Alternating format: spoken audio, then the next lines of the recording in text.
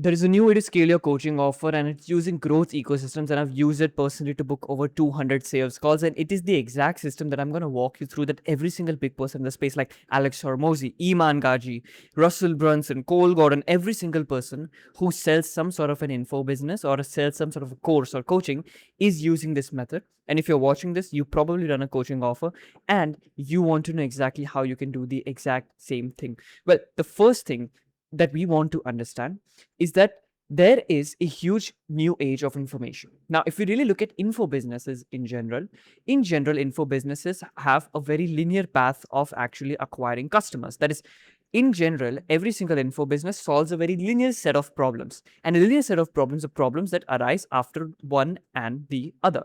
So, for example, for you, the linear problems that you would face is, for example, having a good offer. Then it's going to be acquisition. After acquisition, it's going to be sales. After sales, it's going to be fulfillment and team.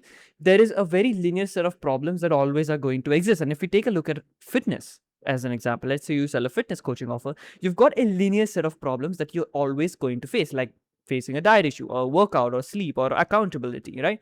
There is always going to be this set of problems. Now, there is a new age of information. There is a new way people acquire attention, and it's very important for you to understand. Now, let's take a look at Anthropic, right? If we take a look at Anthropic, obviously the company with Claude, you can see in exactly this year, they have been valued at almost $100 billion. Like, let's just fathom that for a second, right? This company has had its valuation basically go from zero a couple of years ago to almost $100 billion. 100 with the B. Okay. That is the amount of valuation that this company has had. Again, if we take a look at the average amount of people using Claude on a monthly basis, in June 2026, it was around 250 million users. I want you to really fathom this. The way people look out for information has changed drastically. There are 250 million people using Claude on a month to month basis. Day to day, I don't even know how many people use it, right? Let's assume an example that you want to fix your car. Let's just understand how attention and information is actually being processed. So, if you wanted to fix a car, you would probably first of all search for it on YouTube. You would watch a video to understand exactly how to fix the car. You would implement it, and if it didn't work, you would watch another video. You had a problem solving that was very linear. It was a linear path. It was straightforward and simple. However, the problem is how people act on problems. Now, if we take a look at, for example, the modern way of actually dealing with problems, is that first of all, you identify the problem, you see that your car is broken, then you probably are going to take a photo of that image. You're going to share it with ChatGPT or Gemini because nobody wants to waste Claude credits on a broken car. So you upload it on ChatGPT or Gemini. It gives you instructions on how to fix it. Maybe it suggests a YouTube video and then you fix it. Right? So people are getting linear solutions to linear problems using AI. That is the key difference. You can see from the growth of Anthropic that on average, people are using Claude and AI in general on a day-to-day basis. Like every single person does. Even I do. The way I acquire information to solve a problem is completely different. If I have a very linear problem, that is a very straightforward problem, I use AI to solve that problem. And what you need to understand is that before the way you actually solved linear problems was through linear paths of solution through videos, which don't exist anymore because AI has come into place and it has reduced the amount of time taken to actually, get the solution. The way content worked in solving problems for people has changed because the nature of information seeking has changed. And we're talking about content as an acquisition system right now. And I want to talk about the most successful info business in the entire world and how it has failed. Because once you understand this, the next point that I'm going to explain on exactly how to do this and how to build a system to actually scale your coaching offer is going to make sense. If you take a look at the most successful info business in the world, that is the formal education, universities, colleges. The reason why it has started to fail and a lot of people are wanting to not go to university or not pay for college degrees is because, first of all, there is mismatched outcomes. People have realized that the information inside of a university is not going to help them get to where they need to go. They've realized that the information was never the bottleneck to get to the end outcome. There is a declining amount of trust inside of the mainstream education space because people have understood that just getting a degree is not going to guarantee that they're going to be successful in life, and most people want to be successful, and because of this there is a perceived low value of a college degree. And that is why you've got alternatives like an info business or a course selling business that people actually buy from. So when the apparent value does not match the desired outcome, and there is enough signals showing that the information is not going to lead you to the end goal, they choose something else. And that's the biggest problem with the info industry in general. Because the reason why most acquisition methods fail, and by acquisition, I'm talking about like content ads, outreach, referrals, right? In general, why they fail for most people is because all of these methods are linear. They're linear methods of solving the problem. And I told you exactly how linear problems are being solved right now. Linear problems are being solved by AI usage. And you cannot compete with OpenAI. You cannot compete with Anthropic. You cannot compete with a company that is $100 billion in valuation. It's just impossible. You providing linear methods of acquisition to linear problems is not going to work because you are competing against billion and billion dollar companies. $100 billion company. You cannot outcompete Anthropic. You cannot outcompete Claude. It's just physically impossible for you to outcompete Claude or Anthropic. It's just not possible. Just forget about it. I don't know why people are so obsessed with that. Very quickly, if you're running a coaching or info business and you want to get 10, 20 calls a month consistently, additionally to what you're booking right now with our growth ecosystems, click the first link in the description. It's a VSL. I'll be honest. It's going to explain exactly what I do. So click that. Anyways, back to the video. And so the way you actually scale a new coaching or scale a coaching offer is very much dependent on this new method of building your product up from scratch. And I'm going to get into the growth ecosystem in just a second on what exactly I mean by that. But I want you to understand this. Naval Ravikant said this, that he emphasizes that wealth is created through ownership in scalable assets.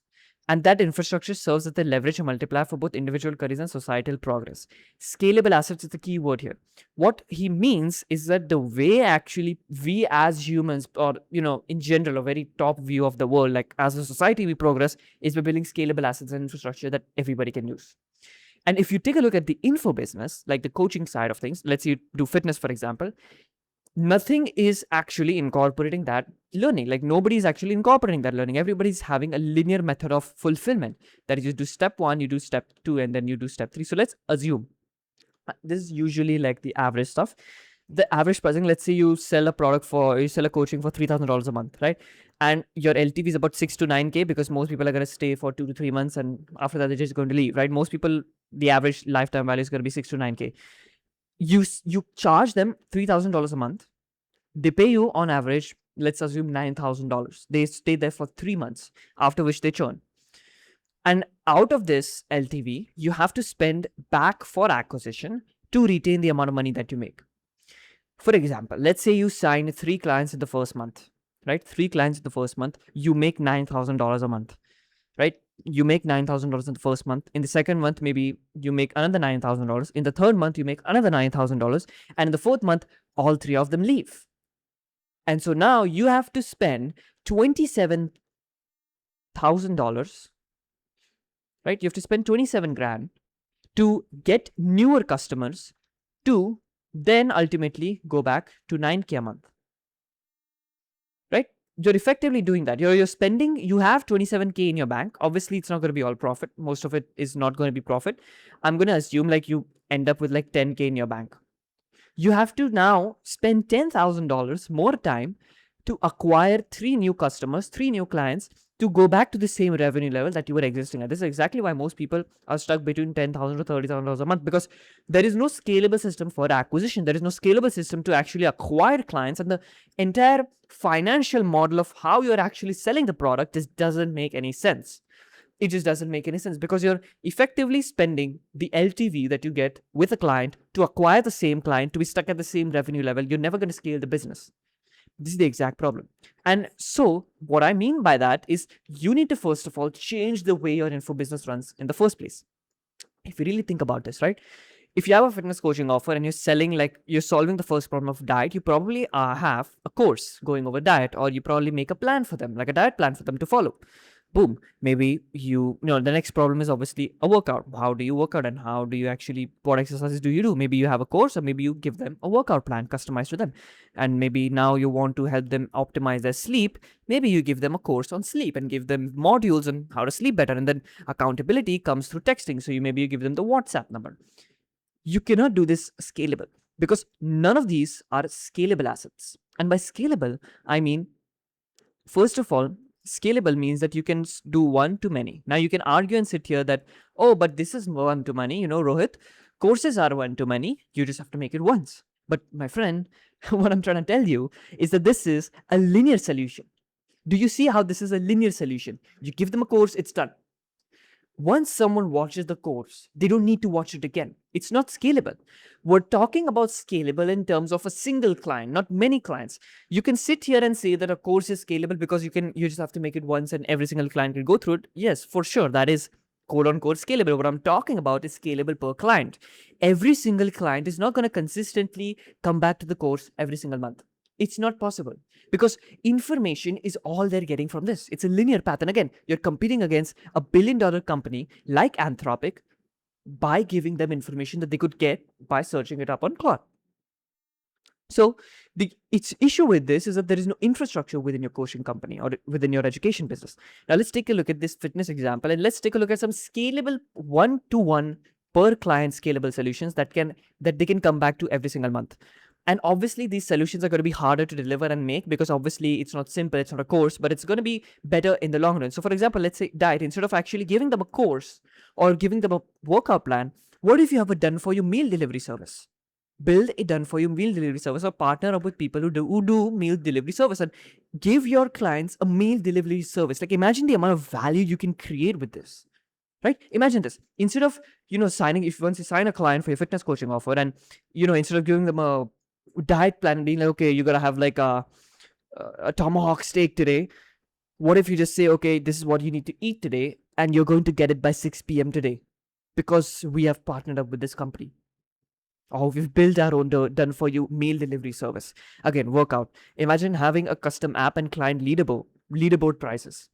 Like imagine building a custom app for your clients where they can track their workouts and also compare themselves and see the amount of progress they're making and have like a little competition with your existing clients and have leaderboard prizes. Like the first person gets, another meal free or something. Having leaderboard prizes, making it more intentional, more competitive instead of giving them a course or a workout plan.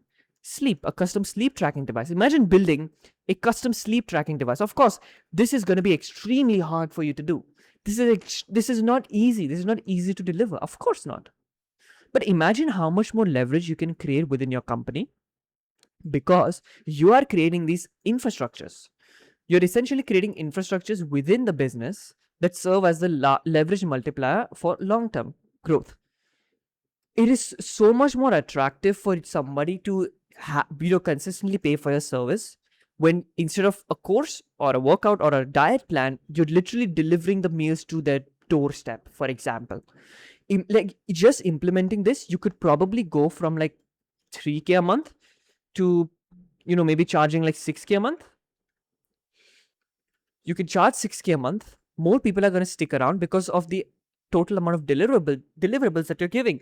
Your LTV is probably going to double or triple with this. Your LTV will probably double or triple. Instead of 9K, it's going to be 18K.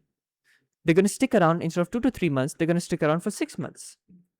Because you're providing an infrastructure that they need to come back to all the time. For example, I'll tell you, in our service delivery, we've got a custom app that we use to track all of our content and all of the data that we have so that you as a founder know exactly what is going on. That is a scalable infrastructure within my service delivery. So every single client gets access to that. And because it is such a core important process of actually building acquisition through organic, they have to stick around. And because it's so valuable, they have to stick around and they stick around for that exact case.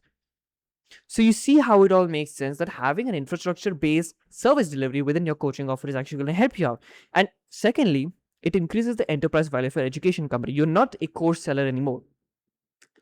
Like I want you to understand this, that you cannot live in the identity that you are a school community owner or you have a school community that you sell people to or that you have a coaching offer, your coach.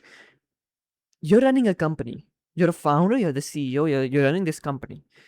Having infrastructure in place in your service delivery is going to increase the enterprise value of your education company because then people are not going to stick around because of you. They're going to stick around because of the delivery that you're doing, if that makes sense. The reason why most people cannot exit info businesses and why it's so hard to exit info is because info is tied to the face of the founder. It's tied to the first person who sells the program. When you have infrastructure in place within your offer, wherein the people your clients are staying around because of this infrastructure, you're increasing enterprise value because you are not the main attractive feature.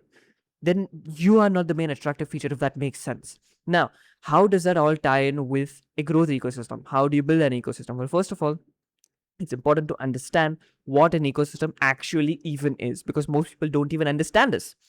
If we really think about this, and we're going to go back to biology class right now in school, an ecosystem is basically a flow of energy in nature, right? You've got the sun, which causes photosynthesis in plants, and because of photosynthesis, herbivores actually feed on these plants, and carnivores feed on the herbivores, and then after dying, these decomposers lead this back here, and then the plant grows and blah blah blah. So the only point of this growth, ecosystem in general, is the flow of energy. That is, energy gets transferred from one being to another until it forms a cycle, and it all feeds into each other. Now, the one key thing that I want you to keep in mind right now, very important, is that inside of an ecosystem, it's not that one species is preferred. If you take a look at nature, for example, let's assume like nature to be like a woman. Like, imagine nature, like she is not going to prioritize one singular being over everybody else. It's not that she likes a lizard, that's why she's going to prioritize a lizard. No, every single being is treated equally. And this is very important for you to understand, because most people make this mistake. That is, inside of their acquisition or the growth ecosystem that people build, they prioritize only one piece of the component, which ultimately causes everything to break apart, which is the key point that I'm trying to make right now. The main currency of an ecosystem in nature is energy. The main currency for us is attention. That is, we want to leverage the currency of attention inside of our growth ecosystem. Now, the way growth ecosystems work is that we want to have a loop between these four components of getting attention, educating the audience, converting the audience, closing the audience, and then having all of it work together in one place. This is exactly how like this entire loop works in the first place. Once you close a client, the loop shouldn't end. And this is very important for you to understand. You cannot have your acquisition end at closing. If you close a client and you have to restart your acquisition loop, you're fucked. You will not be able to do anything. The most important point here is that after closing a client, it should directly lead into acquisition again. That's what we did. For example, we've got an SOP to convert reels, like sales calls, into reels. You can see like these get low views, but these are very hyper specific niche. SaaS founders, for example, how to run CTA story sequence. These are very niche specific reels that work as content assets, wherein I don't have to do any more work. I can literally take any sales call of any client, maybe a coaching call, whatever it is, and feed that to get more attention. We use that to educate the audience around the mechanism that you sell, around the infrastructure inside of your coaching business, around the infrastructure that you have. So if you're a fitness coach, imagine this. You make reels to get attention of your ICP. Then you showcase the fact that you have done for your meal delivery services. That's immediately like a step in the right direction, because people are now going to assume that you're very different and that you're a very smart entrepreneur. You convert your audience and you close them. And once you close a client, you use that to get more attention. You then educate them around the core thing that you do. You convert them, and then this loop just goes on and on and on. Just like in an ecosystem, not one component is preferred over the others. For example, it's not that you're going to be, doubling down on getting attention. Like, oh, I just need more top of funnel attention, I'm going to make viral videos. You cannot prioritize one component. That's exactly what I said. You cannot prioritize one component over the other and expect yourself to actually have a difference in your business. It's not going to work. You have to treat every single component in conjunction as equally as possible, so that you're in a position wherein you can create this leverage within your education business. Because once you're able to create this leverage, it's going to be so much more easy for you to do everything inside of your education company. Peace.